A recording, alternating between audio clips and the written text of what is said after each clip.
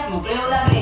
पक्ष्यांच्या किलबिलाटाने दऱ्याफळ्या जाग्या झाल्या आणि गायवासांच्या हंबरण्याने जाग आली. बाजारी जायची सर्व कामे आटोपली होती, पण काय करणार? घरी सासू व सासऱ्यांची कायमची कटकट, त्यांनी तर माझा छळच चालवलाय.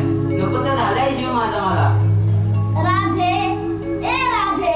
देवा, कुठे आहेस तू? काय चालवलंयस हे तू? राधे, हा बघ मी इथेच आहे. देवा, नको रे अशी मस्करी करू. तुझ्या भेटीची आतुरता लागली आहे मला.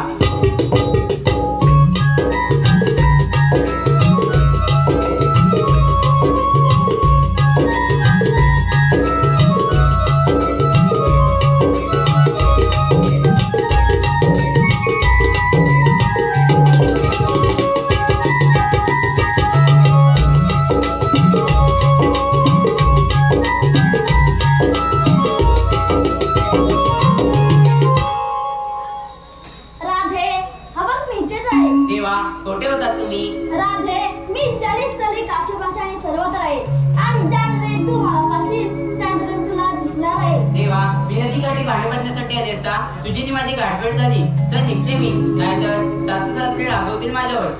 थांब राधे, आज मी तुला जाऊ देणार नाही. नको रे काना, एवढं हट्ट नको करूस. राधे, एक माझी छानसं गाणं म्हण पाहू. नको रे काना, एवढं हट्ट नको करूस. राधे, म्हण ना माझ्यासाठी. ठीक आहे, मी गाणं म्हणेन, पण माझी एक अट आहे. आणि ती कोणती? जर तू मला साथ देत असेल तरच मी गाणं म्हणेन.